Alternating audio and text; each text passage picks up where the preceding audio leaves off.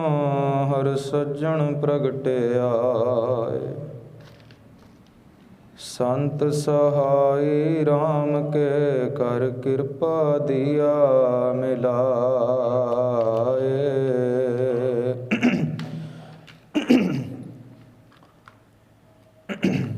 धन धन धन जन आया, जिस प्रसाद सब जगत तराया। जन आवन काय है सुआओ, जन के संग चित आवे ना। आप मुकत मुकत करे संसार, नानक तिस जन को सदा नमस्कार। बेशुमार था गनत अतुलै, ज्यों बुलावो त्यों नानक दास बोलै। सतगुरु गरीब निवाज ज़ाहरा ज़हूर, हाज़रा हज़ूर, सर्व कला समरथ। बाणी दे अगमी रहबर, समरथ गुरु अकथ गुरु प्रतख गुरु। दसां गुरुआं दी जागदी जोत, अकाल पुरख सरूप। धन धन सतगुरु श्री गुरु ग्रंथ साहिब जियां दी पावन पवित्र गोद दा रंग रस मान रहे गुरु प्यारिओ। आओ गुरुदेव दी पावन फतेह गजाइए जी। आखो जी वाहिगुरु जी का खालसा, वाहिगुरु जी की फतेह। जुड़ बैठे हाँ सतवें पातशाह धन धन सतगुरु श्री गुरु हर राय साहिब जी के प्रकाश पुरब ਨੂੰ ਮੁੱਖ ਰੱਖਦਿਆਂ ਦਿਹਾੜੇ ਅਸੀਂ 3 ਮਨਾਉਣੇ ਹੈ ਤੇ ਤਿੰਨਾਂ ਦੇ ਬਾਰੇ ਸੰਖੇਪ ਵਿਚਾਰ ਆਪ ਜੀ ਦੇ ਅੱਗੇ ਰੱਖਣੀ ਹੈ। ਪਹਿਲਾ ਪ੍ਰਕਾਸ਼ ਪੁਰਬ 7ਵੇਂ ਪਾਤਸ਼ਾਹ ਸ੍ਰੀ ਗੁਰੂ ਹਰਿਰਾਏ ਸਾਹਿਬ। ਦੂਜਾ ਜਨਮ ਦਿਹਾੜਾ ਸਾਹਿਬਜ਼ਾਦਾ ਬਾਬਾ ਅਜੀਤ ਸਿੰਘ ਜੀ। ਤੇ ਤੀਜਾ ਅੱਜ ਫੱਗਣ ਦੇ ਮਹੀਨੇ ਦੀ ਸੰਗਰਾਂਦ ਦਾ ਵੀ ਦਿਹਾੜਾ ਹੈ। ਦੇਸੀ ਮਹੀਨਿਆਂ ਵਿੱਚੋਂ ਆਖਰੀ ਮਹੀਨਾ ਹੈ ਫੱਗਣ। ਜਿਵੇਂ ਅਸੀਂ ਅੰਗਰੇਜ਼ੀ ਮਹੀਨੇ ਲੈਂਦੇ ਹਾਂ ਜਨਵਰੀ ਫੈਬਰਰੀ, ਪਹਿਲਾ ਮਹੀਨਾ ਜਨਵਰੀ ਤੇ ਆਖਰੀ ਹੈ ਦਸੰਬਰ। ਇਸੇ ਤਰ੍ਹਾਂ ਦੇਸੀ ਮਹੀਨਿਆਂ ਵਿੱਚੋਂ ਆਖਰੀ ਮਹੀਨਾ ਹੈ ਫੱਗਣ। ਚੇਤ ਤੋਂ ਸ਼ੁਰੂ ਹੁੰਦਾ ਹੈ, ਫੱਗਣ ਤੱਕ ਜਾਂਦਾ ਹੈ। ਸਿਆਲ ਦੀਆਂ ਰਾਤਾਂ ਪੋਹ ਦੀਆਂ ਜਦੋਂ ਖਤਮ ਹੁੰਦੀਆਂ, ਉਸ ਤੋਂ ਬਾਅਦ ਮਾਘ ਦੇ ਮਹੀਨੇ ਤੋਂ ਬਾਅਦ ਜਦੋਂ ਕੜਕਦੀ ਸਰਦੀ ਹੁਣੇ ਠੱਲ ਪਾ ਰਹੀ ਹੈ ਤੇ ਹੁਣ ਫੱਗਣ ਦਾ ਮਹੀਨਾ ਚੜ੍ਹੇਗਾ, ਜਿਸ ਵਿੱਚ ਲੋਕਾਂ ਨੇ ਬੜੀ ਖੁਸ਼ੀ ਮਨਾਉਣੀ ਹੈ। ਅਤੇ ਹੋਲੀ, ਜਿਸ ਨੂੰ ਸਿੱਖ ਹੋਲਾ ਮਹੱਲਾ ਕਰਕੇ ਵੀ ਮਨਾਉਂਦੇ ਹਨ। ਲੋਕਾਂ ਨੇ ਬੜੇ ਰੰਗ ਤਮਾਸ਼ੇ ਵੀ ਕਰਨੇ ਹਨ, ਰੰਗਾਂ ਨਾਲ ਵੀ ਖੇਡਣਾ ਹੈ ਅਤੇ ਪਾਣੀ ਨਾਲ ਵੀ ਖੇਡਣਾ ਹੈ। ਕਿਉਂ? ਖੁਸ਼ੀ ਮਨਾ ਰਹੇ ਹਨ ਕਿ ਕੜਕਦੀਆਂ ਸਰਦੀਆਂ ਹੁਣ ਰੁਖਸਤ ਹੋ ਰਹੀਆਂ ਹਨ। ਸਤਿਗੁਰੂ 12 ਮਾਹ ਮਾਂਝ ਵਿੱਚ ਸ਼੍ਰੀ ਗੁਰੂ ਅਰਜਨ ਦੇਵ ਜੀ ਫਰਮਾਨ ਕਰਦੇ ਹਨ ਕਿ ਮੇਰੇ ਸਿੱਖਾਂ ਨੂੰ ਕਿਹੜੀ ਖੁਸ਼ੀ ਚੜ੍ਹੇਗੀ ਫੱਗਣ ਦੇ ਮਹੀਨੇ ਵਿੱਚ। ਕਹਿੰਦੇ ਨੇ ਫਲਗੁਣ ਆਨੰਦ ਉਪਾਰਜਨਾ, ਹਰ ਸੱਜਣ ਪ੍ਰਗਟੇ ਆਏ। ਕਹਿੰਦੇ ਆਨੰਦ ਤੇ ਚੜ੍ਹੇਗਾ ਮੇਰੇ ਸਿੱਖਾਂ ਨੂੰ, ਪਰ ਰੰਗ ਖੇਡਣ ਦਾ ਨਹੀਂ। ਫਲਗੁਣ ਆਨੰਦ ਉਪਾਰਜਨਾ, ਉਪਾਰਜਨਾ ਭਾਵ ਆਣਾ, ਕਿਸੇ ਚੀਜ਼ ਦਾ ਉਪਜਣਾ, ਪੈਦਾ ਹੋਣਾ। ਕਿਸ ਚੀਜ਼ ਦਾ? ਆਨੰਦ ਦਾ। ਕਿਵੇਂ ਪੈਦਾ ਹੋਵੇਗਾ ਆਨੰਦ? ਹਰ ਸੱਜਣ ਪ੍ਰਗਟੇ ਆਏ। ਵਾਹਿਗੁਰੂ ਜਦੋਂ ਜੀਵਨ ਵਿੱਚ ਪ੍ਰਕਾਸ਼ਿਤ ਹੋ ਜਾਏਗਾ ਤੇ ਮੇਰੇ ਸਿੱਖਾਂ ਨੂੰ ਉਸ ਦਿਨ ਬੜਾ ਚਾਅ ਚੜ੍ਹੇਗਾ, ਬੜਾ ਆਨੰਦ ਚੜ੍ਹੇਗਾ। ਜਦੋਂ ਅਸੀਂ ਰਾਮਕਲੀ ਮਹਿਲਾ ਤੀਜਾ ਵਿੱਚ ਵੀ ਪੜ੍ਹਦੇ ਹਾਂ ਕਿ ਆਨੰਦ ਕਿਵੇਂ ਪੈਦਾ ਹੋਵੇਗਾ। ਆਨੰਦ ਭਇਆ ਮੇਰੀ ਮਾਏ। ਕਿਵੇਂ ਆਇਆ ਆਨੰਦ? ਸਤਿਗੁਰੂ ਮੈਂ ਪਾਇਆ। ਜਾਂ ਫਿਰ ਅੱਗੇ ਵੀ ਚੱਲੀਏ, ਆਨੰਦ ਆਨੰਦ ਸਭ ਕੋ ਕਹੈ ਆਨੰਦ ਗੁਰੂ ਤੇ ਜਾਣਿਆ। ਹੋਰ ਅੱਗੇ ਚੱਲੀਏ, ਆਨੰਦ ਸੁਣੋ ਵਡ ਭਾਗੀ ਹੋ ਸਗਲ ਮਨੋਰਥ ਪੂਰੇ। ਆਨੰਦ ਤਾਂ ਚੜ੍ਹੇਗਾ ਮੇਰੇ ਸਿੱਖਾਂ ਨੂੰ, ਪਰ ਰੰਗ ਦਾ ਨਹੀਂ, ਹੋਲੀ ਦੇ ਪਾਣੀ ਦਾ ਨਹੀਂ, ਗੁਬਾਰੇ ਪਿਚਕਾਰੀਆਂ ਦਾ, ਗੁਲਾਲ ਦਾ ਨਹੀਂ, ਵਾਹਿਗੁਰੂ ਦੇ ਆ ਜਾਣ ਦਾ ਰੰਗ ਚੜ੍ਹੇਗਾ। ਸੋ ਫਲਗੁਣ ਦਾ ਇਹ ਸੰਖੇਪ ਗੁਰੂ ਸਾਹਿਬ ਸਾਡੇ ਅੱਗੇ ਰੱਖਦੇ ਹਨ ਕਿ ਜਿੱਥੇ ਹੋਲੀ ਆਮ ਦੁਨੀਆ ਨੇ ਮਨਾਣੀ ਹੈ, ਹੋਲਾ ਮੇਰੇ ਸਿੱਖਾਂ ਨੇ ਮਨਾਣਾ ਹੈ, ਜਿਸ ਨੂੰ ਕਲਗੀਧਰ ਪਿਤਾ ਹੋਲਾ ਮਹੱਲਾ ਕਰਕੇ ਕਹਿ ਗਏ ਸਨ। ਅੱਜ ਪ੍ਰਕਾਸ਼ ਦਿਹਾੜਾ ਮਨਾ ਰਹੇ ਹਾਂ 7ਵੇਂ ਪਾਤਸ਼ਾਹ ਸ੍ਰੀ ਗੁਰੂ ਹਰਿਰਾਏ ਸਾਹਿਬ ਜੀ ਦਾ। ਬਹੁਤ ਸੌਖਾ ਹੈ ਲੱਭ ਲੈਣਾ ਇਤਿਹਾਸ ਗੁਰੂ ਨਾਨਕ ਸਾਹਿਬ ਦਾ, ਗੁਰਪੰਚਮ ਪਿਤਾ ਦਾ, ਗੁਰੂ ਤੇਗ ਬਹਾਦਰ ਸਾਹਿਬ ਦਾ, ਗੁਰੂ ਗੋਬਿੰਦ ਸਿੰਘ ਸਾਹਿਬ ਦਾ। ਬੜਾ ਸੌਖਾ ਹੈ, ਸਟੇਜਾਂ ਤੋਂ ਵੀ ਬੜਾ ਸੌਖਾ ਬੋਲਿਆ ਗਿਆ, ਕਿਤਾਬਾਂ 'ਚ ਬੜਾ ਸੌਖਾ ਮਿਲ ਜਾਂਦਾ ਹੈ। ਕਿਤੇ ਕਦੀ ਸਕੂਲ 'ਚ ਵੀ ਹੋਵਾਂ ਤੇ ਬੱਚੇ ਪੁੱਛ ਲੈਂਦੇ ਨੇ, ਸਰ ਗੁਰੂ ਹਰਿਰਾਏ ਸਾਹਿਬ ਬਾਰੇ ਬਹੁਤ ਹੀ ਘੱਟ ਪਤਾ ਹੈ, ਕੋਈ ਸਾਖੀਆਂ ਹੀ ਪਤਾ ਕੋਈ ਨਹੀਂ।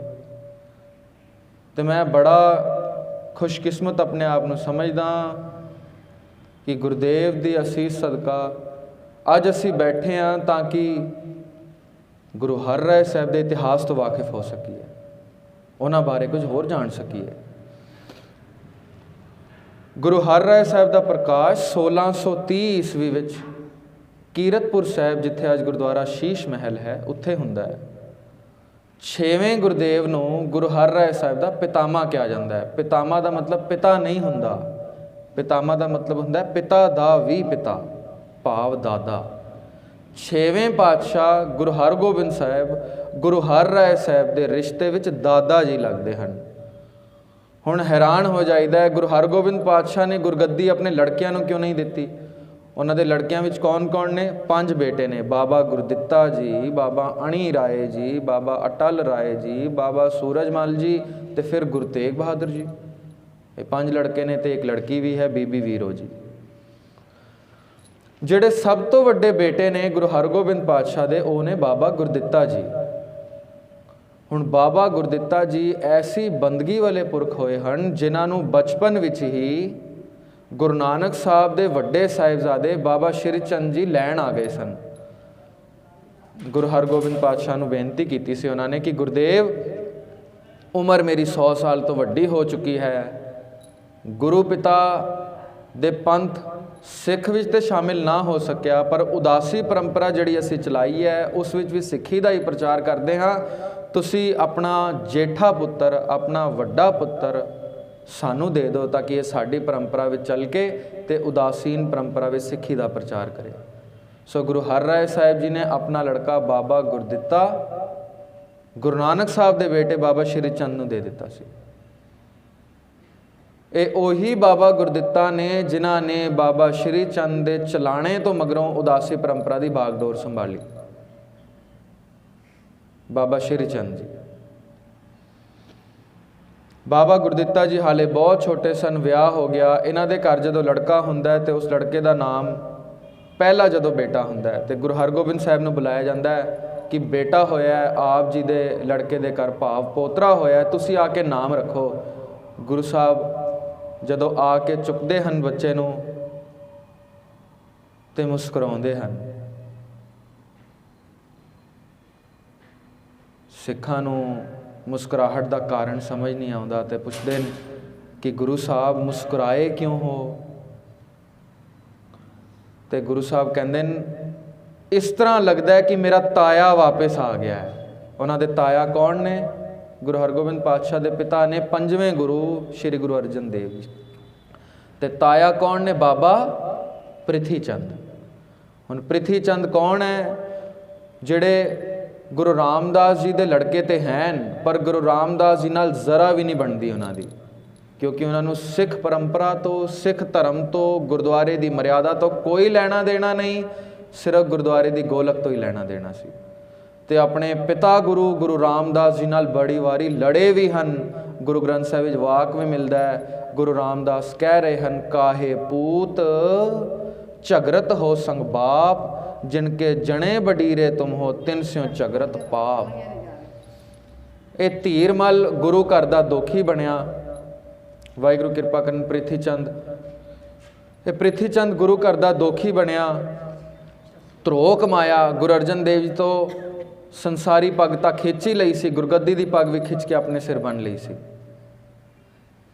ਤੇ ਗੁਰੂ ਹਰਗੋਬਿੰਦ ਪਾਤਸ਼ਾਹ ਆਪਣੇ ਪੋਤਰੇ ਨੂੰ ਚੁੱਕ ਕੇ ਕਹਿੰਦੇ ਨੇ ਲੱਗਦਾ ਹੈ ਕਿ ਤਾਇਆ ਵਾਪਸ ਆ ਗਿਆ ਹੈ। ਤੇ ਗੁਰੂ ਸਾਹਿਬ ਇਸ ਦਾ ਨਾਮ ਕੀ ਰੱਖਣਾ ਹੈ? ਕਹਿੰਦੇ ਵਾਹਿਗੁਰੂ ਇਸ ਨੂੰ ਧੀਰਜ ਬਖਸ਼ੇ, ਇਸ ਦਾ ਨਾਮ ਰੱਖੋ ਧੀਰਮਲ।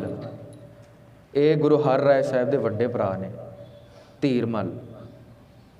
ਹੁਣ 4 ਸਾਲਾਂ ਬਾਅਦ ਇੱਕ ਹੋਰ ਲੜਕੇ ਦਾ ਜਨਮ ਹੁੰਦਾ ਹੈ ਬਾਬਾ ਗੁਰਦਿੱਤਾ ਜੀ ਦੇ ਘਰ। ਧੀਰਮਲ ਗੁਰੂ ਹਰਿਰਾਏ ਸਾਹਿਬ ਤੋਂ 4 ਸਾਲ ਵੱਡੇ ਹਨ। ਗੁਰੂ ਹਰਗੋਬਿੰਦ ਪਾਤਸ਼ਾਹ ਤੱਕ ਖਬਰ ਪਹੁੰਚਦੀ ਹੈ ਕਿ ਆਪ ਜੀ ਦੇ ਘਰ ਇੱਕ ਪੋਤਰੇ ਨੇ ਜਨਮ ਲਿਆ ਹੈ।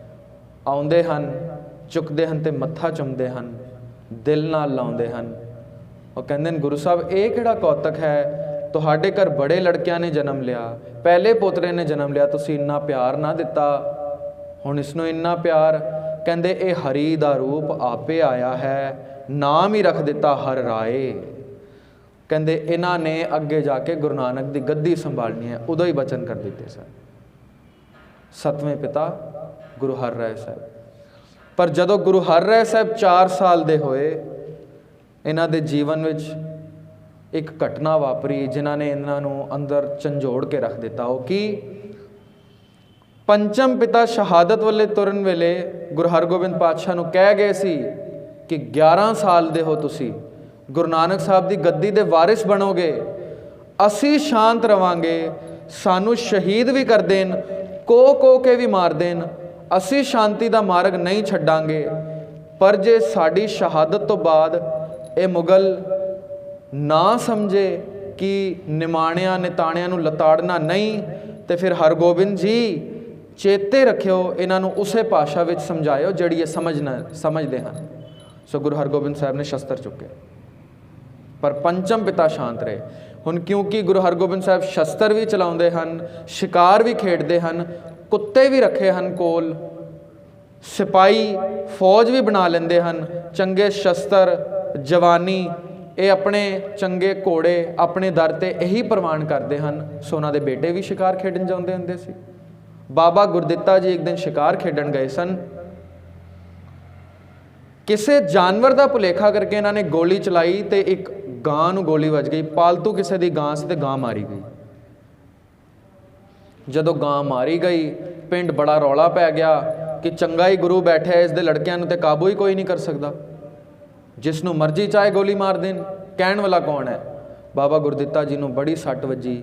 ਉਹਨਾਂ ਨੇ ਜਾ ਕੇ ਮਾफ़ੀ ਮੰਗੀ ਕਿ ਗਾਂ ਮੈਂ ਮਾਰਤੀ ਹੈ, ਗਲਤੀ ਹੋ ਗਈ, ਤੁਸੀਂ ਇਸ ਤਰ੍ਹਾਂ ਕਰੋ, ਗਾਂ ਦਾ ਦੁੱਗਣਾ ਮੁੱਲ ਮੇਰੇ ਤੋਂ ਲੈ ਲਓ, ਚੌਗੁਣਾ ਮੁੱਲ ਲੈ ਲਓ, 10 ਗੁਣਾ ਮੁੱਲ ਲੈ ਲਓ, ਨਹੀਂ ਤਾਂ 10 ਗਾਵਾਂ ਮੇਰੇ ਤੋਂ ਲੈ ਲਓ। ਕਹਿੰਦੇ ਨਹੀਂ, ਲੜਾਈ ਦਾ ਤੇ ਕਾਰਨ ਸੀ, ਉਹ ਤੇ ਮੌਕਾ ਲੱਭਦੇ ਸੀ ਲੋਕੀ ਕਿ ਗੁਰੂ ਹਰਗੋਬਿੰਦ ਪਾਤਸ਼ਾਹ ਖਿਲਾਫ ਕਿਵੇਂ ਬੋਲੀਏ। ਤੇ ਉਹਨਾਂ ਨੇ ਕਿਹਾ ਨਹੀਂ, ਇਹੀ ਗਾਂ ਚਾਹੀਦੀ ਹੈ ਜਿਹੜੀ ਮਰੀ ਹੈ, ਹੁਣ ਮਰੀ ਨੂੰ ਵਾਪਸ ਕੌਣ ਲਿਆਵੇ। ਜਦੋਂ ਬਹੁਤ ਬਖੇੜਾ ਖੜਾ ਹੋ ਗਿਆ, ਗੁਰੂ ਘਰ ਦੀ ਆਨ ਬਾਨ ਤੇ ਗੱਲ ਆ ਗਈ, ਤੇ ਬਾਬਾ ਗੁਰਦਿੱਤਾ ਜੀ ਨੇ ਕਿਹਾ ਫਿਰ ਇਹੀ ਖੜੀ ਹੋ ਜਾਏਗੀ, ਇਹੀ ਚਾਹੀਦੀ ਹੈ। ਤੇ ਉਹਨਾਂ ਦੇ ਇੰਨੇ ਕਹਿਣ ਦੀ ਦੇਰ ਸੀ, ਗਾਂ ਖੜੀ ਹੋ ਗਈ। ਬਸ ਸਾਰੇ ਸ਼ਹਿਰ ਵਿੱਚ ਰੌਲਾ ਪੈ ਗਿਆ ਕਿ ਗੁਰੂ ਹਰਗੋਬਿੰਦ ਪਾਤਸ਼ਾਹ ਦੇ ਦੂਸਰੇ ਲੜਕੇ ਵਿੱਚ ਵੀ ਉਤਨੀਆਂ ਹੀ ਕਰਾਮਾਤਾਂ ਹੈ ਜਿਤਨੀ ਪਹਿਲੇ ਲੜਕੇ ਵਿੱਚ ਸਨ। ਭਾਵ ਹੈ ਤੇ ਇਹੀ ਵੱਡੇ ਸਨ। ਪਹਿਲਾ ਕਹਿਣ ਤੋਂ ਮਤਲਬ ਹੈ ਬਾਬਾ ਅਟਲ ਰਾਏ ਜੀ ਇੱਕ ਵਾਰ ਕਰਾਮਾਤ ਦਿਖਾ ਚੁੱਕੇ ਸਨ। ਉਹ ਕੀ? ਖੇਡ ਰਹੇ ਸਨ, ਖਿੱਦੋ ਖੁੱਡੀ ਖੇਡ ਰਹੇ ਸਨ। ਸ਼ਾਮ ਪੈ ਗਈ। ਮੋਹਨ ਉਹਨਾਂ ਦਾ ਦੋਸਤ ਸੀ। ਉਸਦੇ ਅਗਲੇ ਦਿਨ ਡੈਨ ਸੀ ਕਿ ਉਸਨੇ ਡੈਨ ਦੇਣੀ ਹੈ। ਸ਼ਾਮ ਪੈ ਗਈ, ਸਾਰੇ ਘਰਾਂ ਨੂੰ ਚਲੇ ਗਏ। ਅਗਲੀ ਸਵੇਰ ਹੁੰਦੀ ਹੈ। ਉਹ ਕਹਿੰਦੇ ਨੇ ਮੋਹਨ ਨੂੰ ਬੁਲਾਓ, ਅੱਜ ਉਸਦੀ ਡੈਨ ਹੈ। ਤੇ ਉਹ ਕਹਿੰਦੇ ਨੇ ਕਿ ਮੋਹਨ ਤੇ ਚੱਲ ਵਸਿਆ। ਉਸਦੇ ਘਰ ਜਾਂਦੇ ਨੇ, ਹੱਥ ਵਿੱਚ ਇੱਕ ਖੁੰਡੀ ਰੱਖਦੇ ਹੁੰਦੇ ਸਨ ਬਾਬਾ ਅਟਲ ਰਾਏ, ਤੇ ਉਹਨਾਂ ਦੀ ਮਾਂ ਧਾਈਆਂ ਮਾਰ ਕੇ ਰੋ ਰਹੀ ਹੁੰਦੀ ਹੈ, ਮੋਹਨ ਤੇ ਚੱਲ ਵਸਿਆ। ਬਾਬਾ ਜੀ ਕਹਿੰਦੇ ਨੇ ਮੋਹਨ ਅੱਜ ਇਹ ਨਾਟਕ ਨਹੀਂ ਚਲੇਗਾ, ਅੱਜ ਤੇਰੀ ਡੈਨ ਸੀ ਦੇਣ ਦੀ, ਤੇ ਸੌਣ ਦਾ ਨਾਟਕ। ਖੁੰਡੀ ਨਾਲ ਹਿਲਾਉਂਦੇ ਨੇ, ਉੱਠ ਤੇ ਡੈਨ ਦੇ। ਉਹ ਉੱਠ ਜਾਂਦੇ ਨੇ। ਗੁਰੂ ਹਰਗੋਬਿੰਦ ਪਾਤਸ਼ਾਹ ਨੂੰ ਜਦੋਂ ਗੁਰੂ ਹਰਗੋਬਿੰਦ ਪਾਤਸ਼ਾਹ ਨੂੰ ਇਹ ਗੱਲ ਪਤਾ ਚੱਲਦੀ ਹੈ, ਉਹ ਕਹਿੰਦੇ ਨੇ ਅੱਜ ਤੂੰ ਖੁੰਡੀ ਨਾਲ ਇੱਕ ਬੰਦੇ ਨੂੰ ਉਠਾਇਆ ਹੈ, ਕੱਲ ਨੂੰ ਜਿੰਨੇ ਮਰਨਗੇ ਲਾਈਨਾਂ ਲਗਾ ਕੇ ਆ ਜਾਣਗੇ, ਸਾਰਿਆਂ ਨੂੰ ਉਠਾਉਂਦਾ ਫਿਰੇਗਾ। ਗੁਰੂ ਸਾਹਿਬ ਨੇ ਸਰਾਹਨਾ ਨਾ ਕੀਤੀ ਕਰਾਮਾਤ ਦੀ, ਸਗੋਂ ਤੋਹੀਨ ਸਮਝ ਕੇ ਕਿਹਾ ਕਿ ਗੁਰੂ ਨਾਨਕ ਸਾਹਿਬ ਦੇ ਘਰ ਕਰਾਮਾਤ ਨੂੰ ਕਹਿਰ ਕਰਕੇ ਜਾਣਨਾ। ਮੋਹਨ ਨੂੰ ਤੁਸੀਂ ਜਗਾਇਆ ਹੈ, ਇਸ ਦੇ ਬਦਲੇ ਇੱਕ ਜੀਵਨ ਵੀ ਤੁਹਾਨੂੰ ਦੇਣਾ ਪਏਗਾ। ਸੋ ਬਾਬਾ ਅਟਲ ਰਾਏ ਜਪਜੀ ਸਾਹਿਬ ਦਾ ਪਾਠ ਕਰਕੇ ਚਾਦਰਾ ਲੈ ਕੇ ਆਪਣੇ ਪ੍ਰਾਣ ਤਿਆਗ ਗਏ ਸਨ। ਪਰ ਅੱਜ ਬਾਬਾ ਗੁਰਦਿੱਤਾ ਜੀ ਨੇ ਫਿਰ ਉਹੀ ਕਰ ਦਿੱਤਾ ਹੈ, ਗਾਂ ਜਿੰਦੀ ਕਰ ਦਿੱਤੀ ਹੈ। ਗੁਰੂ ਹਰਗੋਬਿੰਦ ਪਾਤਸ਼ਾਹ ਤੱਕ ਜਦੋਂ ਵਾਹ ਪਹੁੰਚੀ ਕਿ ਆਪ ਜੀ ਤੇ ਹਰ ਲੜਕੇ ਵਿੱਚ ਇਤਨੀ ਕਰਾਮਾਤ ਹੈ, ਤੇ ਗੁਰੂ ਹਰਗੋਬਿੰਦ ਸਾਹਿਬ ਨੇ ਬਾਬਾ ਗੁਰਦਿੱਤਾ ਜੀ ਨੂੰ ਬੁਲਾ ਕੇ ਕਿਹਾ, ਬੇਟਾ ਇੱਕ ਹੁੰਦੀ ਹੈ ਗਲਤੀ ਤੇ ਦੂਸਰਾ ਹੁੰਦਾ ਹੈ ਗੁਨਾਹ। ਕਹਿੰਦੇ ਅਟਲ ਰਾਏ ਨੇ ਗਲਤੀ ਕੀਤੀ ਸੀ, ਉਸਨੂੰ ਨਹੀਂ ਸੀ ਪਤਾ कि मोहन मरिया होया है, उसने तो खुंडी नाल सुभावक जगाया तो मोहन जाग गया। प्रभ जी बसैं साध की रसना। अटल राय इतनी बाणी पढ़ चुके सन कि वो जो बोलन वो सच हो जाए। तुसी भी इतनी बाणी पढ़ चुके हो कि जो बोलते हो सच हो जाए। पर अटल राय की गलती सी तां भी उसने अपने प्राण त्याग दिते। तुसी ते गुनाह किया है जान बूझ के। तुहानू पता सी गां मर चुकी है, रब दे शरीक बन के ना बैठिए। मारना जिवालना केवल उसके हथ विच है। अज एक गां मरी है तुसी जिंदी कर दी, कल पिंड दे पशु मरनगे सारे नू जिंदा ही करते रहोगे। जदों इन्नी गल उन्होंने बाबा गुरदित्ता जी नू आखी, उन्होंने दिल नू बड़ी सट वजी। वो भी अपने घर गए, जपजी साहब का पाठ किया, चादरा लैके ते अपने प्राण त्याग दिते। उम्र गुरु हर राय साहब की केवल 4 साल है। बड़ी वड्डी घटना उन्होंने दिल नू झंझोड़ जाती है। माता निहाल कौर गुरु हर राय साहब के माता जी कल्ले पै जाते हैं। अपने सौरे गुरु हरगोबिंद पातशाह नू बेनती करते हैं, गुरु साहब 2 लड़के हैं, चलो वड्डा तो फिर सियाणा है 8-9 साल का है, तो छोटा तो हुणे 3-4 साल का ही है। बाप का साया सिर तो हट गया, इसकी कौन देख रेख करेगा। क्योंकि गुरु हरगोबिंद साहब प्रचारक दौरियां ते हुंदे सी ते कहंदे हैं माता इसका बाप सिर तो चला गया है, पर इसका बाप दा बाप इसका पितामा हुणे है, इसकी देख रेख मेरे जिम्मे छड़ दे। सो गुरु हर राय साहब ने बचपन तो ही गुरु हरगोबिंद साहब की संगत का निग माणिया है। पर अफसोस धीरमल कीरतपुर विच ही रहा, जिथे गुरु हर राय साहब का प्रकाश होया है, वो उत्थे दी गोलकां ही देखता रहा। बचपन विच ही उसने इतना पैसा देख लिया सी, गुरु घर विच आंदी इतनी गोलक, इतनी जवानी, इतने घोड़े, इतने शस्त्र, इतना लाओ लश्कर राजपाट वो देख चुकिया सी कि बचपन में ही उसका दिल लालची हो चुकिया सी धीरमल का। सो प्रचारक दौरियां ते जिधर भी गुरु साहब जाते रहे, गुरु हर राय साहब पातशाह नाल सन। हुण छोटे जे सन, गुरु का बाग जिहड़ा कि बाबा गुरदित्ता जी ने ही बनाया सी, उस विच बड़े कीमती फुल लगे सन। गुरु हरगोबिंद पातशाह एक दिन टहल रहे सन, गुरु हर राय साहब छोटे जे सन, चोला बड़ा लंबा पाया सी ते कदी अपने पितामा दे अगे, कदी पितामा दे पिछे, कदी एक फुल नूं देखन, कदी दूसरे फुल नूं देखन, बड़े खुश होण, इतना सोहना बाग। पितामा अगे निकल गए, दौड़ रहे सन गुरु हर राय पातशाह, छोटी जी उम्र सी, चोला बड़ा लंबा सी, गुलाब दे फुल सन, चोला कंडियां नाल लड़िया, वो दौड़ रहे सन, एक फुल टुट गया। हुण गुरु हर राय पातशाह के जीवन चो असीं ये सीखना है, केवल एक घटना ने उन्हां दा पूरा जीवन बदल के रख दिता। केवल फुल टुटिया, फुल टुटे नूं देख के वो उत्थे ही बैठ गए हैं। कहंदे मेरे पिता ते मेरे पितामा ने कितने नाज़ां नाल इस बाग नूं पालिया सी, हर फुल की देख रेख आप करते सन। अज मेरे झोले चो फुल टुट गया, उत्थे ही फुल नूं देख रहे हैं तो उत्थे ही बैठ गए हैं गंभीर। पितामा अगे निकल गए हैं, चक्कर लगा के वापस आए हैं। गुरु हरगोबिंद पातशाह पुछ लेंदे हैं, थल्ले क्यों बैठे हो? चोले हेठां फुल रखिया सी, चोला हटाया, पितामा फुल टुट गया है।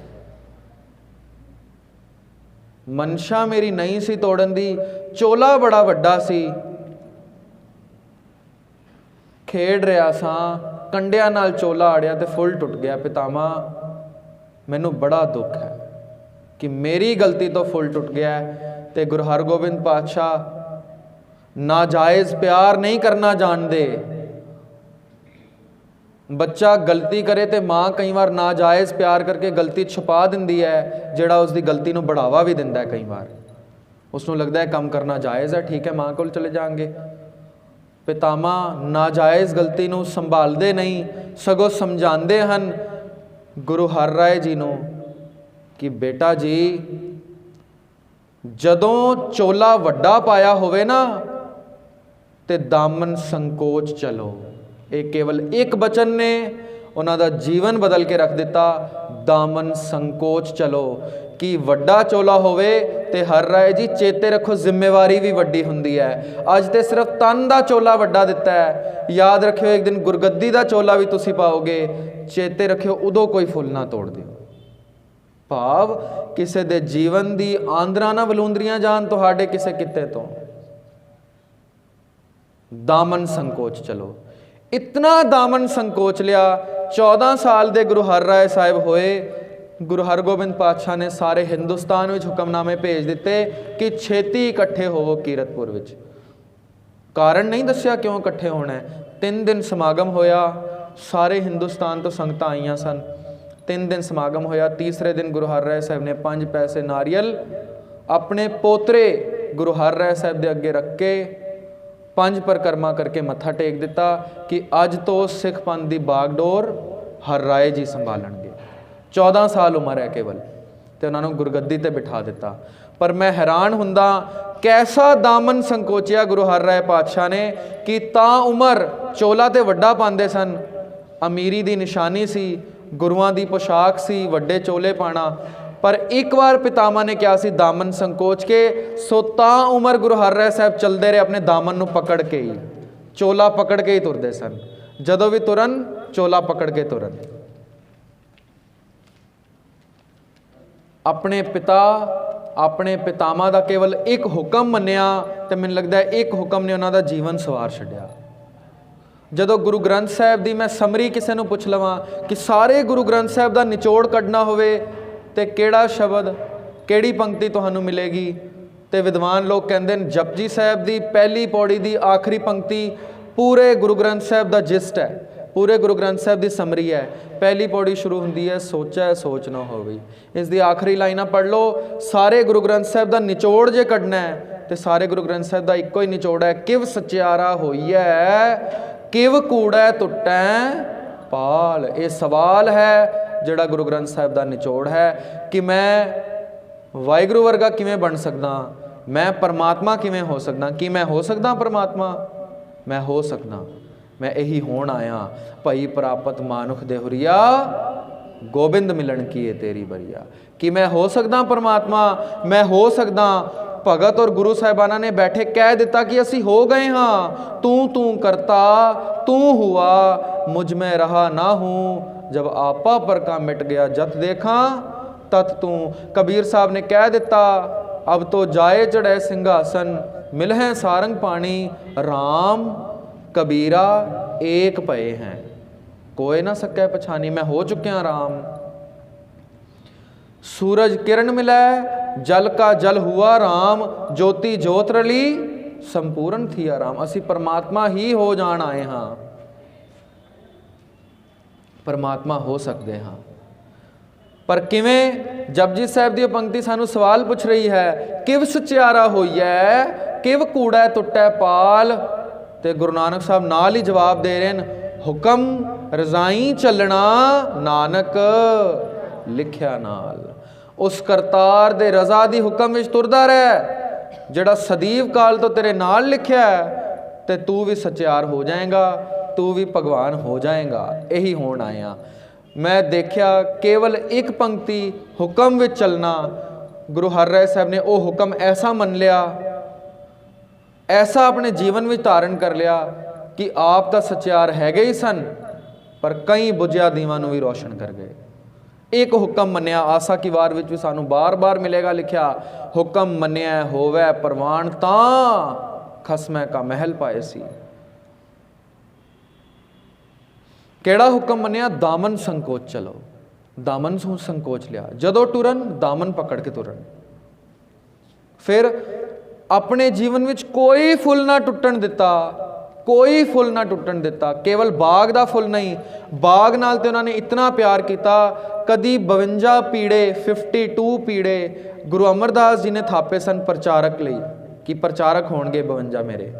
कदी 52 कवि गुरु गोबिंद सिंह साहब ने रखे सन कि मेरे दरबार विच गुरु दा जस गायन करनगे कविता दे राहीं, ते हैरान हो गए। ये 52 की गिनती गुरु हर राय साहब ने भी कायम रखी। 52 पीड़े थापे गुरु अमरदास जी ने, 52 कवि रखे गुरु गोबिंद सिंह साहब ने, ਤੇ ਗੁਰੂ ਹਰਿਰਾਏ ਸਾਹਿਬ ਨੇ 52 ਕੀ ਕੀਤੇ? ਬਾਗਾਂ ਨਾਲ ਉਹਨਾਂ ਦਾ ਇਤਨਾ ਪਿਆਰ ਸੀ ਕਿ ਇੱਕ ਬਾਗ ਬਣਵਾਇਆ ਬੜਾ ਖੂਬਸੂਰਤ, ਬੜੇ ਮਾਲੀ ਰੱਖੇ ਕਿ ਮੇਰੇ ਪਿਤਾ ਦਾ ਬਾਗ ਹੈ, ਗੁਰੂ ਕਾ ਬਾਗ ਅੱਜ ਵੀ ਹੈ, ਉਹ ਤੁਸੀਂ ਸਾਂਭ ਰੱਖੋ। ਦੂਸਰਾ ਬਣਵਾਇਆ ਹੋਰ ਸੁੰਦਰ, ਤੀਸਰਾ ਬਣਵਾਇਆ ਹੋਰ ਸੁੰਦਰ, ਬਾਗ ਤੇ ਬਾਗ ਬਣਵਾਈ ਗਏ। 52 ਬਾਗ ਗੁਰੂ ਹਰਿਰਾਏ ਸਾਹਿਬ ਨੇ ਆਪਣੀ ਆਰਬਲਾ ਵਿੱਚ ਬਣਵਾਏ, 52 ਬਾਗ। ਫਿਰ ਦਾਮਨ ਐਸਾ ਸੰਕੋਚ ਲਿਆ, ਇਤਨਾ ਸੰਕੋਚ ਲਿਆ ਕਿ ਗੁਰੂ ਹਰਗੋਬਿੰਦ ਸਾਹਿਬ ਦੀ ਪ੍ਰਥਾ ਸੀ ਸ਼ਿਕਾਰ ਖੇਡਣ ਦੀ, ਸ਼ਿਕਾਰੀ ਕੁੱਤੇ ਰੱਖਣ ਦੀ, ਸ਼ਿਕਾਰ ਖੇਡਣ ਤੇ ਜਾਣਦੇ ਹਨ, ਪਰ ਦਿਲ ਐਸਾ ਨਰਮ ਹੋ ਚੁੱਕਿਆ ਹੈ, ਕਿਸੇ ਵੀ ਜਾਨਵਰ ਨੂੰ ਮਾਰਦੇ ਹੀ ਨਹੀਂ ਹਨ, ਹਰ ਜਾਨਵਰ ਨੂੰ ਜਿੰਦਾ ਹੀ ਪਕੜ ਲੈਂਦੇ ਹਨ। ਫਿਰ ਕਹਿੰਦੇ ਨੇ ਹੁਣ ਪਕੜ ਤੇ ਲਿਆ, ਮਰਿਆਦਾ ਹੈ ਗੁਰੂ ਘਰ ਦੇ ਸ਼ਿਕਾਰ ਕਰਨਾ, ਤੇ ਉਸ ਨੂੰ ਪਕੜ ਕੇ ਤੇ ਇੱਕ ਬੜਾ ਵੱਡਾ ਜ਼ੂ ਬਣਾ ਦਿੱਤਾ। ਚਿੜੀਆ ਘਰ ਵੀ ਗੁਰੂ ਸਾਹਿਬ ਨੇ ਬਣਾਇਆ ਜਿੱਧਰ ਜਾਨਵਰਾਂ ਦਾ ਇਲਾਜ ਹੁੰਦਾ ਸੀ। ਫਿਰ ਸਿਰਫ ਇਤਨਾ ਹੀ ਦਾਮਨ ਨਹੀਂ ਸੰਕੋਚਿਆ, ਸਿਰਫ ਜਾਨਵਰਾਂ ਦੇ ਫੁੱਲ ਨੂੰ ਹੀ ਨਾ ਟੁੱਟਣ ਦਿੱਤਾ, ਇਨਸਾਨਾਂ ਲਈ ਐਸਾ ਵੈਦਖਾਨਾ, ਐਸਾ ਦਵਾਖਾਨਾ ਬਣਾ ਦਿੱਤਾ ਕਿ ਜਿਸ ਵਿੱਚ ਇਤਨੀਆਂ ਕੀਮਤੀਆਂ ਹਰੜਾਂ ਤੇ ਲੌਂਗਾਂ ਸਨ, ਜਿਸ ਦੀ ਪ੍ਰਾਪਤੀ ਹਿੰਦੁਸਤਾਨ ਵਿੱਚ ਹੋਰ ਕਿਧਰੇ ਨਹੀਂ ਸੀ ਹੋ ਸਕਦੀ। ਹੈਰਾਨ ਹੋ ਜਾਣਗੇ, ਸ਼ਾਹਜਹਾਨ ਜਹਾਂਗੀਰ ਦਾ ਲੜਕਾ ਹੈ। ਇਹ ਉਹ ਜਹਾਂਗੀਰ ਹੈ ਜਿਸ ਨੇ ਗੁਰੂ ਅਰਜਨ ਦੇਵ ਜੀ ਨੂੰ ਤਵੇ ਤੇ ਬਿਠਾਇਆ ਕੇ ਸ਼ਹੀਦ ਕੀਤਾ ਹੈ। ਸ਼ਾਹਜਹਾਨ ਉਸ ਦਾ ਲੜਕਾ ਹੈ। ਸ਼ਾਹਜਹਾਨ ਦੇ ਅੱਗੇ ਜਿਹੜੇ ਲੜਕੇ ਹਨ, ਦਾਰਾ ਸ਼ਿਕੋ, ਔਰੰਗਜ਼ੇਬ। ਸ਼ਾਹਜਹਾਨ ਜਦੋਂ ਮਰਨ ਲੱਗਾ, ਔਰੰਗਜ਼ੇਬ ਨੇ ਕੈਦ ਕੀਤਾ ਹੋਇਆ ਸੀ, ਦਾਰਾ ਸ਼ਿਕੋ ਔਰ ਔਰੰਗਜ਼ੇਬ ਦੀ ਲੜਾਈ ਹੋ ਜਾਂਦੀ ਹੈ ਕਿ ਗੱਦੀ ਤੇ ਕੌਣ ਬੈਠੇਗਾ। ਦਾਰਾ ਸ਼ਿਕੋ ਬੜਾ ਸਿਆਣਾ ਸੀ, ਬਹੁਤ ਸੂਝਵਾਨ ਸੀ, ਤੇ ਜਦੋਂ ਉਸ ਨੂੰ ਪਤਾ ਚੱਲਿਆ ਕਿ ਬਾਪ ਨੂੰ ਕੈਦ ਕਰ ਦਿੱਤਾ ਹੈ, ਬਾਪ ਨੂੰ ਮਿਲਣ ਦੀ ਇੱਛਾ ਪ੍ਰਗਟ ਕਰਦਾ, ਔਰੰਗਜ਼ੇਬ ਮਨਾ ਕਰ ਦਿੰਦਾ ਹੈ। ਚੇਤੇ ਰੱਖੀਏ, ਆਪੇ ਬੀਜ ਆਪੇ ਹੀ ਖਾਓ, ਜਾਂ ਕਰਮੀ ਆਪੋ ਆਪਣੀ ਕੇ ਨੇੜੇ ਕੇ ਦੂਰ। ਕਰਮਾਂ ਦਾ ਜਾਲ ਇੰਨਾ ਵੱਡਾ ਹੈ। ਗੁਰੂ ਹਰਗੋਬਿੰਦ ਪਾਤਸ਼ਾਹ ਨਾਲ 2 ਜੰਗਾਂ ਲੜ ਚੁੱਕਿਆ ਸ਼ਾਹਜਹਾਨ। ਜਿਸ ਗੁਰਦੇਵ ਜਿਸ ਨੂੰ ਪਰਮਾਤਮਾ ਦਾ ਰੂਪ ਦੱਸਿਆ, ਉਸੇ ਦੇ ਖਿਲਾਫ ਜੰਗਾਂ ਲੜੋ ਤੇ ਕਰਮ ਉਸੇ ਦੇ ਅੱਗੇ ਆਏ। ਉਸੇ ਦੇ ਲੜਕੇ ਨੇ ਕਦੀ ਦਿੱਲੀ ਦੇ ਤਖਤ ਤੇ ਬੈਠਿਆ ਸੀ ਸ਼ਾਹਜਹਾਨ, ਤੇ ਹੁਕਮ ਕੀਤੇ ਹੋਣਗੇ ਜੰਗ ਦੇ ਗੁਰੂ ਹਰਗੋਬਿੰਦ ਸਾਹਿਬ ਲਈ। ਅੱਜ ਉਹੀ ਸ਼ਾਹਜਹਾਨ ਰੋਟੀ ਦੇ ਇੱਕ ਇੱਕ ਟੁੱਕੜ ਤੇ ਪਾਣੀ ਦੀ ਇੱਕ ਇੱਕ ਬੂੰਦ ਨੂੰ ਤਰਸ ਰਿਹਾ ਹੈ। ਆਪਣੇ ਬੇਟੇ ਨੂੰ ਅਰਜ਼ ਕਰਦਾ ਹੈ, ਔਰੰਗਜ਼ੇਬ ਮੈਨੂੰ ਬਸ ਆਖਰੀ ਖੁਆਇਸ਼ ਇਹੀ ਹੈ, ਜਿਹੜੀ ਮਰਜ਼ੀ ਕੈਦ ਵਿੱਚ ਪਾ ਦੇ, ਮੈਨੂੰ ਤਾਜ ਮਹਿਲ ਦਿਖਣਾ ਚਾਹੀਦਾ ਹੈ। ਤਾਜ ਮਹਿਲ ਦੇ ਬਿਲਕੁਲ ਐਨ ਸਾਹਮਣੇ ਕੋਠਰੀ ਵਿੱਚ ਸ਼ਾਹਜਹਾਨ ਨੂੰ ਬੰਦ ਕਰ ਦਿੱਤਾ ਹੈ। ਔਰੰਗਜ਼ੇਬ ਆਪਣੇ ਅਹਿਲਕਾਰੀਆਂ ਨੂੰ ਕਹਿੰਦਾ ਹੈ, ਤੜਪਾ ਤੜਪਾ ਕੇ ਮੇਰੇ ਬਾਪ ਨੂੰ ਮਾਰੋ। ਔਰੰਗਜ਼ੇਬ ਕਹਿੰਦਾ ਹੈ, ਕਿਤਨਾ ਜਾਹਿਲ ਸੀ, ਕਿਤਨਾ ਕਠੋਰ ਦਿਲ ਸੀ ਕਿ ਜਿਸਨੇ ਆਪਣੇ ਬਾਪ ਨੂੰ ਵੀ ਨਾ ਛੱਡਿਆ। ਬਾਪ ਰੋਟੀ ਮੰਗਦਾ ਸੀ ਤੇ ਆਪਣੇ ਭਰਾਵਾਂ ਦਾ, ਆਪਣੇ ਭਤੀਜਿਆਂ ਦਾ, ਆਪਣੇ ਲੜਕਿਆਂ ਦੇ ਗਲੇ ਵੱਢ ਵੱਢ ਕੇ ਥਾਲ ਵਿੱਚ ਪਰੋਸਦਾ ਸੀ। ਔਰੰਗਜ਼ੇਬ ਇਤਨਾ ਕਠੋਰ ਦਿਲ, ਮਿੱਥਿਆ ਸੀ। ਸਵੇਰੇ 1 ਗਲਾਸ ਪਾਣੀ, ਸ਼ਾਮੀ 1 ਗਲਾਸ ਪਾਣੀ, 1 ਰੋਟੀ ਸਵੇਰੇ ਤੇ ਸ਼ਾਮੀ 1 ਰੋਟੀ। ਇਹ ਸ਼ਾਹਜਹਾਨ ਹੈ, ਹਿੰਦੁਸਤਾਨ ਦਾ ਬਾਦਸ਼ਾਹ ਰਹਿ ਚੁੱਕਿਆ। ਇੱਕ ਦਿਨ ਪਾਣੀ ਖਤਮ ਹੋ ਜਾਂਦਾ ਹੈ। ਸ਼ਾਹਜਹਾਨ ਅਹਿਲਕਾਰੀ ਨੂੰ ਕਹਿੰਦਾ, ਮੈਨੂੰ ਪਾਣੀ ਦਿਓ, ਤੇ ਅਹਿਲਕਾਰੀ ਕਹਿੰਦਾ ਕਿ ਬਾਦਸ਼ਾਹ ਦਾ ਹੁਕਮ ਨਹੀਂ ਕਿ ਤੈਨੂੰ ਪਾਣੀ ਦਈਏ, ਤੇਰਾ ਪਾਣੀ ਖਤਮ ਹੋ ਚੁੱਕਿਆ ਹੈ, ਰਾਤ ਪਏਗੀ ਤੇ ਤੈਨੂੰ ਮਿਲ ਜਾਏਗਾ। ਉਹ ਕਹਿੰਦਾ ਮੈਂ ਪਿਆਸਾ ਹੀ ਮਰ ਜਾਵਾਂਗਾ। ਬਾਦਸ਼ਾਹ ਸੀ, ਇਸ ਦੀ ਲਾਜ ਰੱਖ ਲੈ। ਕਹਿੰਦਾ ਬਾਦਸ਼ਾਹ ਜਦੋਂ ਤੋਂ ਸੀ ਉਦੋਂ ਅਸੀਂ ਲਾਜ ਰੱਖੀ ਸੀ, ਇਨਸਾਨ ਦੇ ਸਰੀਰਾਂ ਦੀ ਲਾਜ ਨਹੀਂ, ਉਸ ਤਖਤ ਦੀ ਲਾਜ ਹੈ ਜਿਸ ਤੇ ਉਹ ਸਰੀਰ ਬੈਠਿਆ ਹੈ। ਹੁਣ ਤੂੰ ਤਖਤ ਤੇ ਨਹੀਂ, ਤੂੰ ਕੋਠਰੀ ਤੇ ਬੈਠਿਆ, ਤੇਰੀ ਕੀ ਲਾਜ ਰੱਖ ਲਾਂਗੇ ਅਸੀਂ। ਕਦੀ ਇਹੀ ਅਹਿਲਕਾਰੀ ਸਲਾਮਾਂ ਕਰਦੇ ਨਹੀਂ ਸਨ ਝੁਕਦੇ, ਅੱਜ ਬਾਦਸ਼ਾਹ ਪਾਣੀ ਮੰਗ ਰਿਹਾ ਤੇ ਉਸਨੂੰ ਪਾਣੀ ਵੀ ਨਸੀਬ ਕੋਈ ਨਹੀਂ। ਔਰੰਗਜ਼ੇਬ ਨੇ ਮਨਾ ਕੀਤਾ ਤੈਨੂੰ ਪਾਣੀ ਦੇਣ ਲਈ। ਸ਼ਾਹਜਹਾਨ ਲਾਂਤਾ ਪਾਉਂਦਾ ਉੱਥੇ, ਕਹਿੰਦਾ ਔਰੰਗਜ਼ੇਬ ਆਪਣੇ ਅਹਿਲਕਾਰੀ ਨੂੰ ਕਹਿੰਦਾ ਕਿ ਪਾਣੀ ਨਹੀਂ, ਘੱਟੋ ਘੱਟ ਕਾਗਜ਼ ਦਾ ਟੁਕੜਾ ਦੇ ਸਕਦਾ ਹੈ। ਕਹਿੰਦਾ ਹਾਂ ਉਹ ਦੇ ਸਕਦਾ। ਕਾਗਜ਼ ਦੇ ਟੁਕੜੇ ਉੱਪਰ ਸ਼ਾਹੀ ਨਾਲ ਸ਼ਾਹਜਹਾਨ ਇੱਕ ਪੱਤਰ ਲਿਖਦਾ ਆਪਣੇ ਲੜਕੇ ਔਰੰਗਜ਼ੇਬ ਨੂੰ ਕਿ ਐ ਔਰੰਗਜ਼ੇਬ, ਤੂੰ ਬੜਾ ਕੱਟੜ ਮੁਤਸਵੀ ਮੁਸਲਮਾਨ ਹੈ, ਮੈਨੂੰ ਇਸ ਚੀਜ਼ ਤੇ ਮਾਣ ਸੀ, ਪਰ ਅੱਜ ਮੈਨੂੰ ਇਸ ਚੀਜ਼ ਤੇ ਅਫਸੋਸ ਹੈ। ਤੂੰ ਕਹਿੰਦਾ ਹਿੰਦੂ ਬੁਰੇ ਹਨ, ਪਰ ਅੱਜ ਮੈਨੂੰ ਹਿੰਦੂ ਚੰਗੇ ਜਾਪਦੇ ਹਨ। ਪਤਾ ਹੈ ਕਿਉਂ?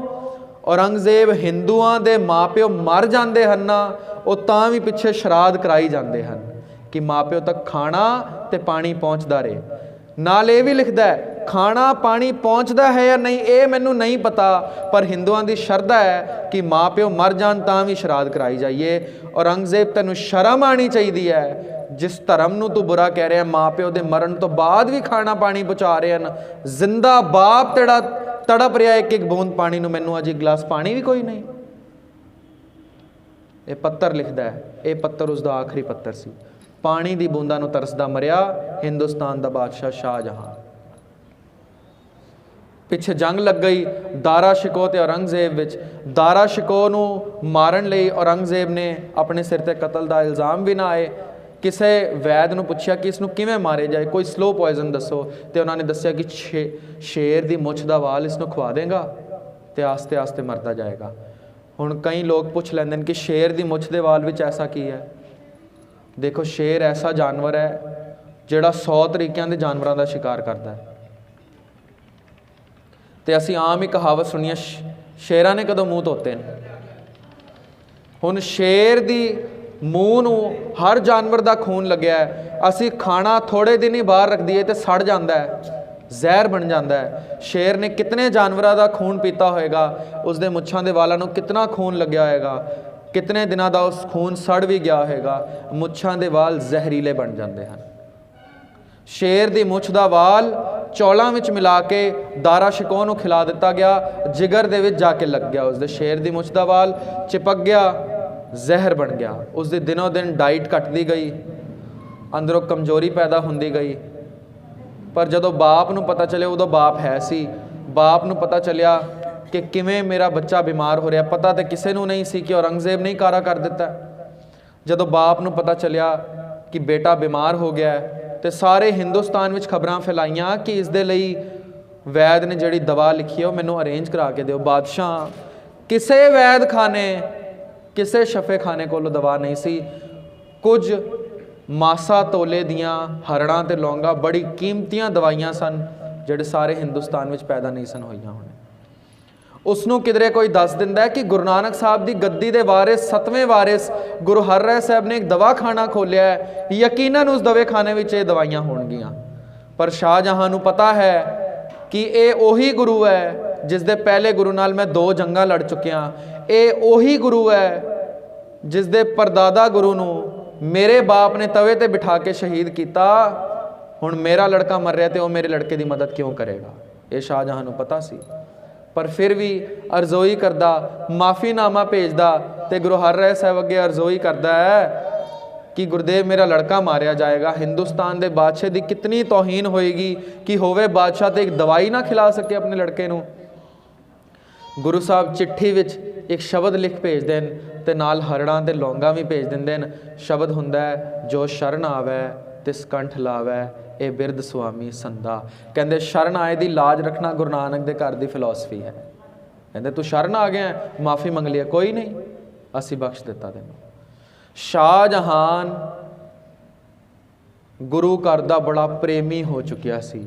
ਕੇਵਲ ਇਹੀ ਜਾਣ ਕੇ ਕਿ ਇੰਨੀਆਂ ਕੀਮਤੀ ਹਰੜਾਂ ਤੇ ਲੌਂਗਾ ਮੇਰੇ ਲੜਕੇ ਨੂੰ ਠੀਕ ਕਰਨ ਲਈ ਉਹਨਾਂ ਨੇ ਦੇ ਦਿੱਤੀਆਂ।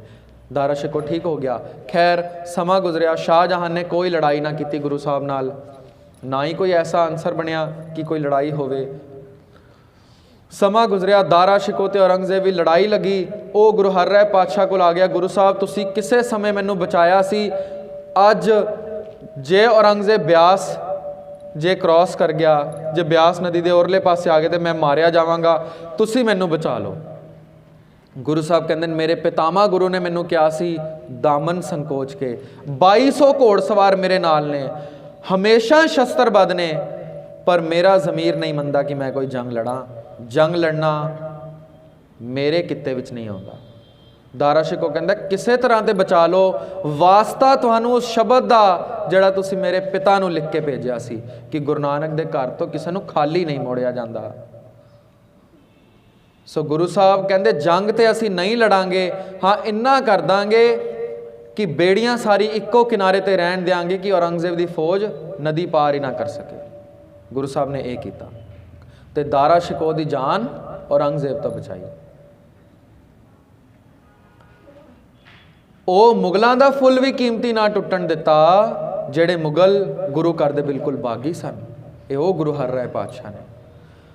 कदी गुरु हरराय पातशाह दीवान सजा के बैठे रामा तिलोका नाम के 2 गरीब बच्चे जिन्होंने उन्होंने बाप चुक के लिया गुरु साहब को ढिड वजाते गुरु साहब को आते हैं तो एक हत्थां तो इशारा मूँह वल करी जाता है। गुरु साहब कहते हैं की मंग मंगते हैं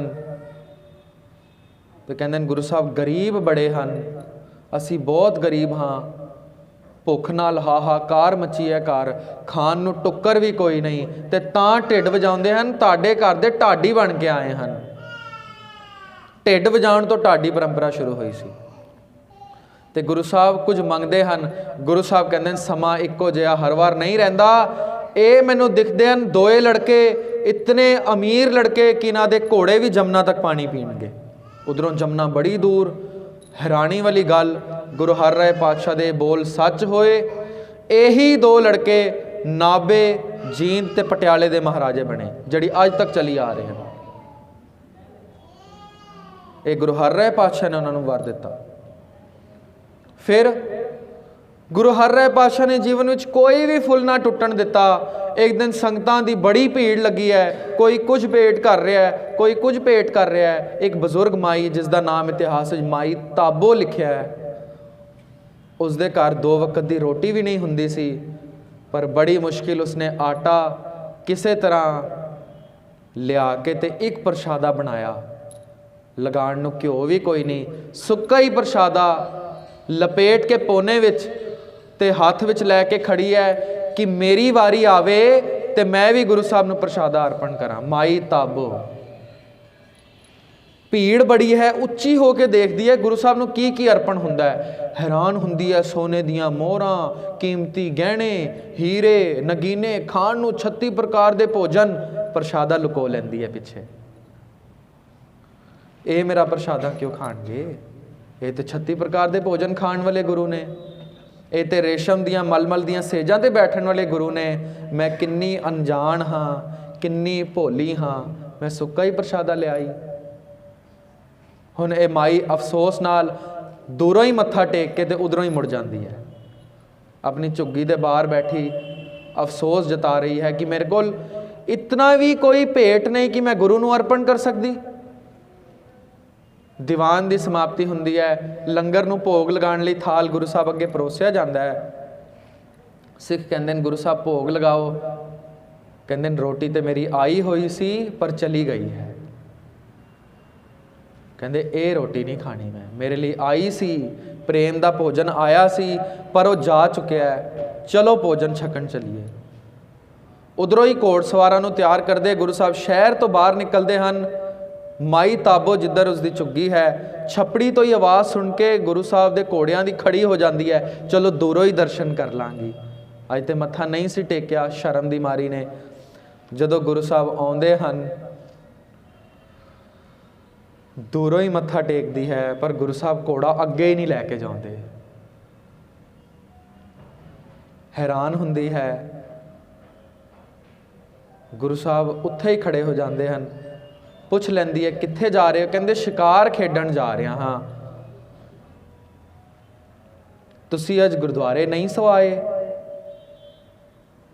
शर्म दी मारी झूठ भी बोल देती है, नहीं जी अज मैं गुरुद्वारे नहीं सा आई। कहंदे जदों मावां बच्चियां तो नाराज़ हो जांदियां ते ओ बच्चियां तो पिठ कर लैंदियां, पर बच्चे विच मां इतना लाड हुंदा है कि चुन्नी पकड़ के फिर मां नूं मनाउण लई दौड़ पैंदा है। अज मैं तेरा बच्चा हाँ, शिकार खेडण जा रहा, भुख बड़ी लगी है, प्रशादा ना लुको मेरे तो, मैनू भुख लगी है, मैनू प्रशादा दे जिहड़ा लुको के आई है। ताबो हैरान हुंदी है, प्रशादा गुरु साहब की हथेली विच रखदी है, वो प्रशादा खाई जाते हैं ते नाल शब्द भी पढ़ी जाते हैं, राजन कौन तुम्हारे आवे ऐसो भाव बिदर को देखियो, ओ गरीब मोए भाव है। सिंह पुछ लैंदे हैं गुरु साहब इन्ना सुक्का भोजन, 36 प्रकार के भोजन, उधर खीर सी ते तुसी सुक्का ही खा रहे हो। कह देंदे ने खीर समान साग मैं पाया, गुण गावत रहन विहानी, कबीर को ठाकुर आनंद विनोदी, जात ना काहू की मानी। माता ताबो नूं इतना सत्कार दिंदे हैं, कोई फुल ना टुटन दिता, केवल एक बचन पाल लिया, केवल एक हुक्म पाल लिया, दामन संकोच चलो। ਜਦੋਂ ਚੋਲਾ ਵੱਡਾ ਪਾਇਆ ਹੋਏ ਜ਼ਿੰਮੇਵਾਰੀ ਵੀ ਵੱਡੀ ਹੁੰਦੀ ਹੈ। ਜ਼ਿੰਮੇਵਾਰੀ ਵੱਡੀ ਹੋਵੇ ਤੇ ਦਾਮਨ ਨੂੰ ਸੰਕੋਚ ਕੇ ਚਲੋ। ਇਹ ਉਹੀ ਗੁਰੂ ਹਰਿਰਾਏ ਸਾਹਿਬ ਨੇ ਜਿਹੜੇ ਬਾਣੀ ਦੇ ਇੰਨੇ ਰਸੀਆ ਨੇ, ਗੁਰੂ ਗ੍ਰੰਥ ਸਾਹਿਬ ਦਾ ਇਤਨਾ ਸਤਿਕਾਰ ਕਰਦੇ ਸਨ ਕਿ ਇੱਕ ਵਾਰ ਆਪਣੇ ਮਹਿਲ ਵਿੱਚ ਆਰਾਮ ਕਰ ਰਹੇ ਹਨ, ਬੜੀ ਦੂਰੋਂ ਸੰਗਤਾਂ ਆਈਆਂ, ਬਾਹਰ ਚੌਬਦਾਰ ਰੋਕ ਲੈਂਦਾ, ਗੁਰੂ ਸਾਹਿਬ ਆਰਾਮ ਵਿੱਚ ਹਨ, ਤੁਸੀਂ ਬਾਹਰ ਹੀ ਟਿਕੋ। ਸੰਗਤ ਬਾਹਰ ਟਿਕਦੀ ਹੈ, ਸੋਚਦੀ ਹੈ ਵੀ ਬਾਹਰ ਗੱਲਾਂ ਹੀ ਕਰਨੀਆਂ, ਅਸੀਂ ਤਾਂ ਕੀਰਤਨ ਹੀ ਕਰ ਲੈਂਦੇ ਹਾਂ। ਤੇ ਸੰਗਤ ਬਾਹਰ ਹੀ ਗੁਰੂ ਸਾਹਿਬ ਦੇ ਘਰ ਕੀਰਤਨ ਕਰਨਾ ਸ਼ੁਰੂ ਕਰ ਦਿੰਦੇ ਹਨ। ਅੰਦਰ ਗੁਰੂ ਸਾਹਿਬ ਨੂੰ ਜਦੋਂ ਕੀਰਤਨ ਦੀ ਆਵਾਜ਼ ਆਉਂਦੀ ਹੈ, ਉਹ ਮੰਜੇ ਤੋਂ ਇੱਕਦਮ ਉੱਠ ਜਾਂਦੇ ਹਨ। ਇੱਕਦਮ ਉੱਠਦੇ ਨੇ ਤੇ ਉਹਨਾਂ ਦਾ ਗੋਡਾ ਛਿੱਲ ਜਾਂਦਾ ਹੈ ਤੇ ਗੋਡੇ 'ਚੋਂ ਖੂਨ ਵੀ ਰਿਸਣਾ ਸ਼ੁਰੂ ਹੋ ਜਾਂਦਾ ਹੈ। ਬਾਹਰ ਆਉਂਦੇ ਹਨ ਤੇ ਸੰਗਤ ਬੜਾ ਹੈਰਾਨ ਹੁੰਦੀ ਹੈ, ਸਾਰੀ ਪਜਾਮੀ ਤੁਹਾਡੀ ਗਿੱਲੀ, ਖੂਨ ਦੀ ਲਿਬੜੀ, ਗੱਲ ਕੀ ਬਣੀ? ਗੁਰੂ ਸਾਹਿਬ ਕਹਿੰਦੇ ਤੁਸੀਂ ਕੀਰਤਨ ਕਰ ਰਹੇ ਸੋ ਤੇ ਮੈਂ ਲੇਟਿਆ ਹੋਇਆ ਸਾਂ, ਮੇਰਾ ਜ਼ਮੀਰ ਨਹੀਂ ਮੰਨਿਆ ਕਿ ਕੀਰਤਨ ਹੋ ਰਿਹਾ ਤੇ ਮੈਂ ਬੈਠਿਆ ਰਵਾਂ। ਮੈਂ ਫਟਾਫਟ ਖਲੋਣ ਦੀ ਕੋਸ਼ਿਸ਼ ਕੀਤੀ ਤੇ ਸੰਗਤ ਜੀ ਮੇਰੀ ਗਲਤੀ ਹੈ, ਮੈਂ ਧਿਆਨ ਨਾ ਕੀਤਾ, ਮੇਰੇ ਗੋਡੇ ਤੇ ਸੱਟ ਵੱਜ ਗਈ। ਹੁਣ ਸੰਗਤ ਬੜੀ ਸ਼ਰਮਿੰਦਾ। ਗੁਰੂ ਸਾਹਿਬ ਬਾਣੀ ਤੁਹਾਡੀ, ਗੁਰੂ ਨਾਨਕ ਸਾਹਿਬ ਦੀ ਗੱਦੀ ਦੇ ਵਾਰਿਸ ਤੁਸੀਂ, ਕੀਰਤਨ ਜਿਹੜਾ ਅਸੀਂ ਗਾ ਰਹੇ ਹਾਂ ਸਾਰੇ ਸ਼ਬਦ ਤੁਹਾਡੇ, ਤਾਂ ਵੀ ਤੁਸੀਂ ਉੱਠ ਗਏ ਹੋ। ਆਪਣੀ ਬਾਣੀ ਦਾ ਇਤਨਾ ਸਤਿਕਾਰ। ਚਲਾਕ ਲੋਕੀ ਵੀ ਮੇਰੇ ਵਰਗੇ ਸਨ ਉੱਥੇ, ਤੇ ਗੁਰੂ ਸਾਹਿਬ ਨੂੰ ਪੁੱਛ ਲੈਂਦੇ ਨੇ, ਆਪਣੀ ਬਾਣੀ ਸੁਣ ਕੇ ਖੜੇ ਹੋ ਗਏ, ਕੀ ਇਹ ਹੰਕਾਰ ਤੇ ਨਹੀਂ ਗੁਰੂ? ਗੁਰੂ ਸਾਹਿਬ ਨੂੰ ਪੁੱਛ ਲੈਂਦੇ ਨੇ, ਗੁਰੂ ਸਾਹਿਬ ਕਿਤੇ ਹੰਕਾਰ ਤੇ ਨਹੀਂ ਕਿ ਆਪਣੀ ਬਾਣੀ ਸੁਣ ਕੇ ਹੀ ਤੁਸੀਂ ਖੜੀ ਹੋ ਗਏ? ਆਪਣੀ ਬਾਣੀ ਦਾ ਇੰਨਾ ਸਤਿਕਾਰ ਦਿਖਾ ਰਹੇ ਹੋ। ਤੇ ਹੱਥ ਬੰਨ ਲੈਂਦੇ ਨੇ ਗੁਰੂ ਸਾਹਿਬ, ਸੰਗਤ ਜੀ ਮੇਰੀ ਬਾਣੀ ਹੁੰਦੀ ਤੇ ਮੈਂ ਖੜਾ ਨਾ ਹੁੰਦਾ। ਸੰਗਤ ਕਹਿੰਦੀ ਹੈ ਅੱਛਾ, ਗੁਰੂ ਨਾਨਕ ਸਾਹਿਬ ਦੀ ਬਾਣੀ ਹੈ ਤਾਂ ਖੜੇ ਹੋਏ, ਗੁਰੂ ਅਰਜਨ ਪਾਤਸ਼ਾਹ ਦੀ ਹੈ ਤਾਂ ਖੜੇ ਹੋਏ, ਕਿਉਂਕਿ ਤੁਸੀਂ ਤੇ ਬਾਣੀ ਨਹੀਂ ਰਚੀ। ਕਹਿੰਦੇ ਨਹੀਂ ਨਹੀਂ, ਤੁਸੀਂ ਸਮਝੇ ਹੀ ਨਹੀਂ, ਗੁਰੂਆਂ ਦੀ ਬਾਣੀ ਵੀ ਹੁੰਦੀ ਮੈਂ ਤਾਂ ਵੀ ਖੜਾ ਨਾ ਹੁੰਦਾ। ਤੇ ਫਿਰ ਗੁਰੂ ਸਾਹਿਬ ਕਿਸ ਦੀ ਬਾਣੀ ਹੈ? ਕਹਿੰਦੇ ਧੁਰ ਕੀ ਬਾਣੀ ਆਈ ਤਿਨ ਸਗਲੀ। ਕਹਿੰਦੇ ਮੇਰੇ ਬੋਲ ਨਹੀਂ ਸਨ, ਇਹ ਤੇ ਅਕਾਲ ਪੁਰਖ ਦੇ ਬੋਲ ਸਨ। ਜੈਸੀ ਮੈਂ ਆਵੈ ਖਸਮ ਕੀ ਬਾਣੀ। ਕਹਿੰਦੇ ਮੇਰੀ ਬਾਣੀ ਹੁੰਦੀ ਤੇ ਮੈਂ ਖੜਾ ਨਾ ਹੁੰਦਾ। ਜੈਸੀ ਮੈਂ ਆਵੈ ਖਸਮ ਕੀ ਬਾਣੀ, ਤੈਸੜਾ ਕਰੀ ਗਿਆਨ ਵੇ ਲਾ ਲੋ। ਸੋ ਸੰਗਤ ਜੀ ਇਹ ਹੰਕਾਰ ਨਹੀਂ, ਮੈਂ ਖਸਮ ਦੇ ਬੋਲ ਜਾਣ ਕੇ ਇਸ ਨੂੰ ਖੜਾ ਹੋਇਆ ਵਾਂ। ਔਰ ਗੁਰੂ ਸਾਹਿਬ ਨੇ ਬਾਣੀ ਨੂੰ ਇਤਨੀ ਅਹਿਮੀਅਤ ਦਿੱਤੀ, ਇਤਨੀ ਅਹਿਮੀਅਤ ਦਿੱਤੀ ਕਿ ਸਿੰਘਾਂ ਨੇ ਜਦੋਂ ਪੁੱਛ ਲਿਆ ਕਿ ਗੁਰੂ ਸਾਹਿਬ ਪਾਠ ਪੜ੍ਹੇ ਹਮ ਨਿਤ ਗੁਰਬਾਣੀ, ਅਰਥ ਪਰਮਾਰਥ ਕਿਛੂ ਨਾ ਜਾਣੀ। ਗੁਰੂ ਸਾਹਿਬ ਨਿਤਨੇਮ ਤੇ ਰੋਜ਼ ਹੀ ਕਰੀ ਜਾ ਰਹੇ ਹਾਂ, ਅਰਥਾਂ ਦੀ ਤੇ ਸਮਝ ਹੀ ਕੋਈ ਨਹੀਂ, ਤੇ ਇਸ ਤੋਂ ਅੱਛਾ ਅਸੀਂ ਨਿਤਨੇਮ ਨਾ ਕਰੀਏ। ਤੇ ਗੁਰੂ ਸਾਹਿਬ ਕਹਿੰਦੇ ਨੇ ਵਕਤ ਆਏਗਾ ਤੇ ਜਵਾਬ ਦੇਵਾਂਗੇ। ਜਾ ਰਹੇ ਹਨ ਅੱਜ ਫੌਜ ਨਾਲ ਤੇ ਦੇਖਦੇ ਹਨ ਇੱਕ ਟੁੱਕੜ, ਇੱਕ ਮਟਕੇ ਦਾ ਟੁਕੜਾ ਪਿਆ ਹੋਇਆ ਪਰ ਚਮਕ ਬੜਾ ਰਿਹਾ। ਗੁਰੂ ਸਾਹਿਬ ਪੁੱਛ ਲੈਂਦੇ ਨੇ ਕਿ ਇਹ ਦੇਖੋ, ਇਹ ਟੁਕੜਾ ਚੱਕ ਕੇ ਦੱਸੋ ਹਾਂ ਇਹ ਚਮਕ ਕਿਉਂ ਰਿਹਾ ਹੈ? ਤੇ ਇੱਕ ਸਿੱਖ ਚੁੱਕਦਾ ਤੇ ਵਿੱਚੋਂ ਹੱਥ ਮਾਰਦਾ, ਕਹਿੰਦਾ ਗੁਰੂ ਸਾਹਿਬ ਥਿੰਦਾ ਹੈ। ਕਹਿੰਦੇ ਥਿੰਦਾ ਕਿਉਂ ਹੈ? ਗੁਰੂ ਸਾਹਿਬ ਵਕਤ ਕਿਸੇ ਵਕਤ ਇਸ ਦੇ ਅੰਦਰ ਘਿਓ ਪਿਆ ਹੋਏਗਾ, ਇਹ ਚਾਟੀ ਟੁੱਟ ਗਈ ਤੇ ਕਿਸੇ ਨੇ ਸੁੱਟ ਦਿੱਤੀ। ਕਹਿੰਦੇ ਵਕਤ ਕਿਸੇ ਵਕਤ ਘਿਓ ਪਿਆ ਸੀ, ਅੱਜ ਤੇ ਘਿਓ ਨਹੀਂ ਪਿਆ? ਕਹਿੰਦੇ ਨਹੀਂ। ਕਹਿੰਦੇ ਚਾਟੀ ਵੀ ਟੁੱਟ ਗਈ ਹੈ, ਕਿਸੇ ਕੰਮ ਦੀ ਵੀ ਨਹੀਂ? ਹਾਂਜੀ ਗੁਰੂ ਸਾਹਿਬ ਕੰਮ ਦੀ ਵੀ ਨਹੀਂ। ਕਹਿੰਦੇ ਲਿਸ਼ਕਾਂ ਤਾਂ ਵੀ ਮਾਰਦੀ ਹੈ? ਹਾਂ ਗੁਰੂ ਸਾਹਿਬ ਕਿਉਂਕਿ ਘਿਓ ਪਿਆ ਸੀ ਨਾ। ਤੇ ਗੁਰੂ ਸਾਹਿਬ ਕਹਿੰਦੇ ਤੁਸੀਂ ਵੀ ਬਾਣੀ ਪੜੋ, ਹਿਰਦੇ ਵਿੱਚ ਬਾਣੀ ਟਿਕੇ ਨਾ ਟਿਕੇ, ਘਿਓ ਰਵੇ ਨਾ ਰਵੇ, ਉਸ ਦੀ ਥਿੰਦੀ, ਉਸ ਦੀ ਚਿਕਨਾਟ ਹਮੇਸ਼ਾ ਤੁਹਾਡੇ ਹਿਰਦੇ ਵਿੱਚ ਪੈ ਹੀ ਜਾਵੇਗੀ। ਬਾਣੀ ਪੜਨ ਦਾ ਲਾਭ। ਅੱਗੇ ਗਏ, ਖੂਹ ਤੇ ਰੱਸੀ ਨਾਲ ਤੀਵੀਆਂ ਪਾਣੀ ਕੱਢ ਰਹੀਆਂ ਸਨ। ਸੋ ਗੁਰੂ ਸਾਹਿਬ ਪੁੱਛ ਲੈਂਦੇ ਨੇ ਸਿੱਖਾਂ ਨੂੰ ਕਿ ਦੱਸੋਗੇ ਕਿ ਪਾਣੀ ਕੱਢ ਰਹੀਆਂ ਤੀਵੀਆਂ ਤੇ ਪੱਥਰ ਨੂੰ ਘਸੀਟ ਕਿਵੇਂ ਪਈ ਹੈ? ਖੂਹ ਚੋਂ ਜਿੱਧਰ ਪਾਣੀ ਕੱਢਿਆ ਜਾ ਰਿਹਾ ਹੁੰਦਾ ਤੇ ਪੱਥਰ ਘਿਸਿਆ ਹੁੰਦਾ ਹੈ। ਤੇ ਉਹ ਕਹਿੰਦੇ ਨੇ ਗੁਰੂ ਸਾਹਿਬ ਪੱਥਰ ਨੂੰ ਘਸੀਟ ਇਸ ਕਰਕੇ ਪਈ ਹੈ ਕਿਉਂਕਿ ਰੱਸੀ ਰੋਜ਼ ਇਸ ਨਾਲ ਰਗੜ ਖਾਂਦੀ ਹੈ ਤੇ ਪੱਥਰ ਘਿਸ ਗਿਆ। ਤੇ ਗੁਰੂ ਸਾਹਿਬ ਪੱਥਰ ਚੁੱਕ ਲੈਂਦੇ ਹਨ, ਇੱਕ ਰੱਸੀ ਵੀ ਚੁੱਕ ਲੈਂਦੇ ਨੇ, ਕਹਿੰਦੇ ਨੇ ਇਹ ਲੋ ਪੱਥਰ ਤੇ ਇਹ ਲੋ ਰੱਸੀ, ਘਸੀਟ ਪਾ ਕੇ ਦਿਖਾਓ। ਹੱਸਦੇ ਹਨ ਸਿੱਖ। ਗੁਰੂ ਸਾਹਿਬ ਘਸੀਟ ਇੱਕਦਮ ਨਹੀਂ ਪੈਂਦੀ, ਘਾਸੀ ਇੱਕਦਮ ਨਹੀਂ ਲੱਗਦੀ। ਕਿਵੇਂ ਲੱਗਦੀ ਹੈ? ਗੁਰੂ ਸਾਹਿਬ ਤੇ ਕਈ ਸਾਲ ਰੱਸੀ ਨੇ ਘਿਸਦੀ ਰਹੀ ਪੱਥਰ ਉੱਪਰ ਤਾਂ ਘਾਸੀ ਵੱਜੀ। ਗੁਰੂ ਸਾਹਿਬ ਕਹਿੰਦੇ ਨੇ ਇਸੇ ਜਗ੍ਹਾ ਜੇ ਤਿੱਖੀ ਛੁਰੀ ਹੁੰਦੀ, ਕਹਿੰਦੇ ਗੁਰੂ ਸਾਹਿਬ ਫਿਰ ਤੇ ਘਾਸੀ ਇੱਕੋ ਦਮ ਵੱਜ ਜਾਣੀ ਸੀ। ਕਹਿੰਦੇ ਪਰ ਰੱਸੀ ਨੇ ਵੀ ਘਾਸੀ ਪਾ ਦਿੱਤੀ? ਹਾਂਜੀ ਪਾ ਦਿੱਤੀ। ਗੁਰੂ ਸਾਹਿਬ ਕਹਿੰਦੇ ਨੇ ਇਹੀ ਹੈ ਤੁਹਾਡੇ ਪਾਠ ਕਰਨ ਦਾ ਨਿਯਮ। ਪਾਠ ਕਰੋ, ਅਰਥ ਜੇ ਸਮਝ ਆਉਂਦੇ ਹਨ ਤੇ ਉਹ ਛੁਰੀ ਦੀ ਤਰ੍ਹਾਂ ਕੰਮ ਕਰੇਗੀ, ਇੱਕਦਮ ਘਾਸੀ ਪਾਏਗੀ ਮਨ ਨੂੰ।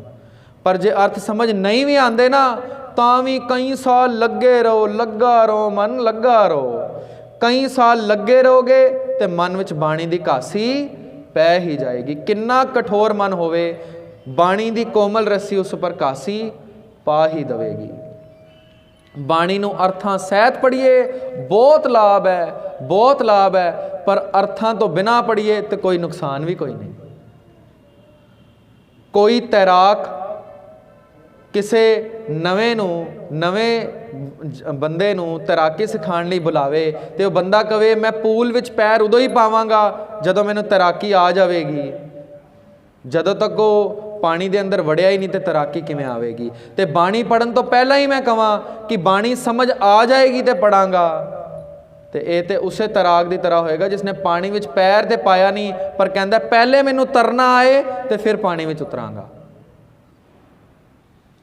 बाणी अर्थां सहित पढ़िए, मैं दोबारा कहां बहुत लाभ है, 10 गुणा लाभ है, 100 गुणा लाभ है, घासी एकदम पै जाएगी।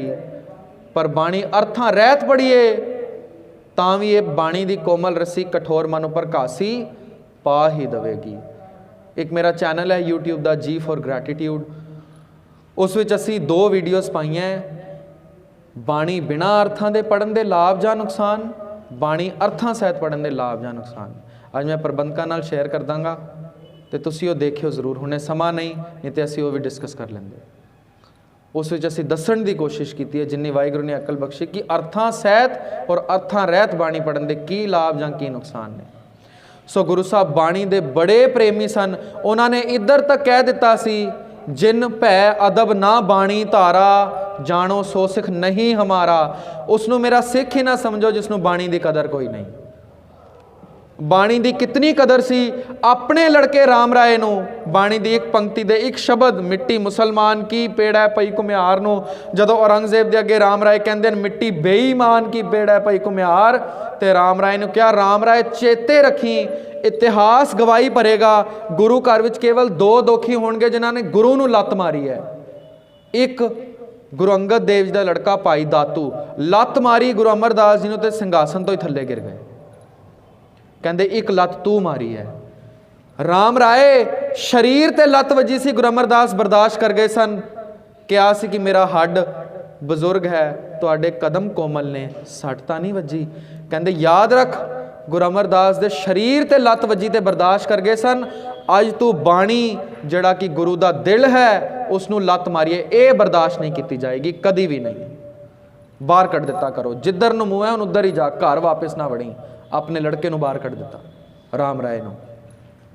इतना बाणी दा सत्कार असी चेते रखिए। किसे ऐसे डेरेदार किसे ऐसे बाबे कोल ते नहीं जा रहे जिहड़ी बाणी दे अर्थां दे अनर्थ करके सानू समझा रहा।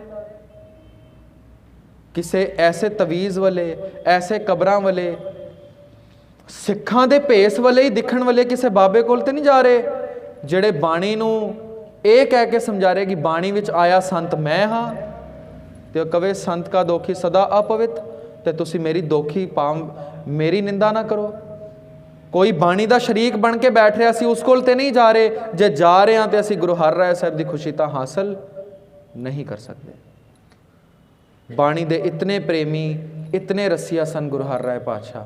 सो असी भी जे गुरु हर राय साहब की खुशियां हासिल करनियां है बाणी दे प्रेमी बनीए धारनी बनीए नितनेम दे अर्थ आ रहे हैं तो बहुत वधिया है। सहज पाठ करिए जरूर अर्थां सहित हो सके तो बहुत वधिया है। अर्थां रहत भी होवे तां भी कोई नुकसान नहीं पर करिए जरूर। नितनेम दा ते मतलब ही है ऐसा नेम जिहड़ा नित होवे डेली होवे।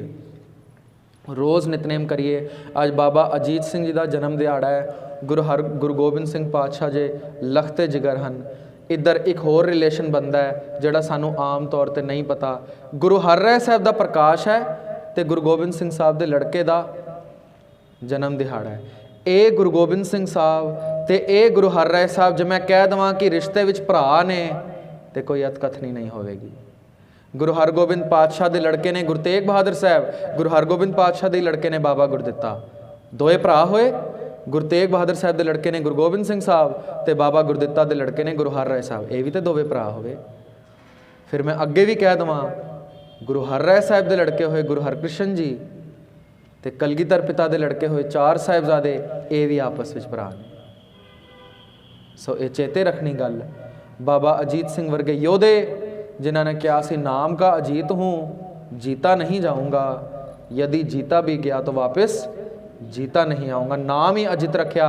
पाउंटा साहब की धरती ते इन्हां दा प्रकाश 1687 1687 ईस्वी विच होया। 17 कुछ साल की उम्र विच चमकौर की जंग में लड़ते शहीद होए। आप बड़े महाबली योधे सन, बड़े परपक्क नितनेमी, बड़े महाबली सूरमे होए, जिन्हां दा देना सिख कौम कदी नहीं दे सकती। सो असी उम्मीद करिए गुरु साहब की असीस दे पात्र तां बन सकते हैं जे गुरु हरराय साहब दे कहे मुताबिक बाणी दा भै रखांगे। जिन भै अदब ना बाणी धारा, जानो सो सिख नहीं हमारा। जां फिर गुरु ग्रंथ साहब दे भी बोल पढ़ लिए कि सिख कौन है, सो सिख सखा बंधप है भाई, जे गुर के भाणे विच आवे, अपने भाणे जो चले पाई विछड़ चोटा खावे। सो गुरु हरराय साहब पातशाह का प्रकाश पुरब मनाया तां ही सफल है। असी नितनेमी बनीए, रोज़ पाठ करिए, अर्थां सहित करिए, बहुत वधिया। नहीं तो ना करिए, ऐसा कभी सोचिए भी ना, कर ते लईए ही। ये कोमल बाणी दी रस्सी पत्थर वर्गे कठोर मन ते कासी एक दिन पा ही दवेगी। 2 मिनट वाहिगुरू सिमरन कर लिया, उस तो बाद समाप्ति जी। वाहेगुरु वाहेगुरु वाहेगुरु वाहेगुरु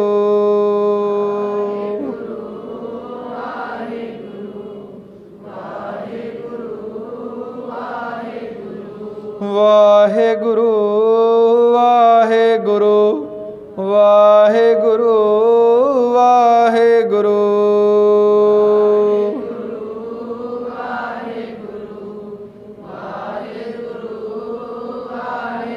गुर को बल बल जाइए से, गुर को बल बल जाइए, गुर को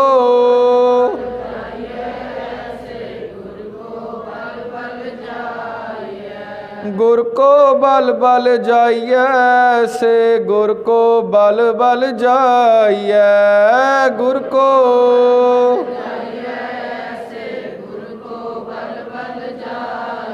आप मुकत मोहि तारे, आप मुकत मोहि तारे,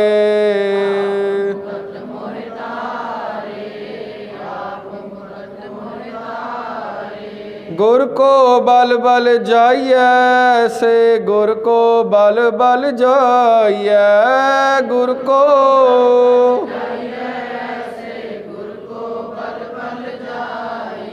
सो सतगुरु गरीब निवाज साढ़े सारियां दे सिर ते मेहर भरिया हथ रखन। सुना के कुछ मेरे हिरदे च पै जावे, सुन के कुछ आप जी दे हिरदे च पै जावे। मेरियां भुल्लां मेरे तक रहन देनियां, कोई गुरु दी विचार चंगी लगी होवे घर तक जरूर बन के ले जाना। प्रकाश पुरब मनाए तां सफले ने, बाणी नाल ते बाणे नाल जुड़ जाइए। इतनियां बेनतियां प्रवान करनियां। कोटान कोट शुक्र श्री गुरु ग्रंथ साहिब जी का, जिन्हों ने आप संगत के दीदार बख्शे, प्रबंधक कमेटी का, जिन्हों ने अज फिर सिर ते हथ रख के सेवा ली। पातशाह जी तरस करन, सिर ते हथ रखन, सारियां नूं गुरसिੱਖੀ जीवन बख्शण। सारियां दा बार बार हार्दिक तौर ते धन्नवाद। भुल चुक दी क्षमा। वाहिगुरू जी का खालसा, वाहिगुरू जी की फतेह। बोले सो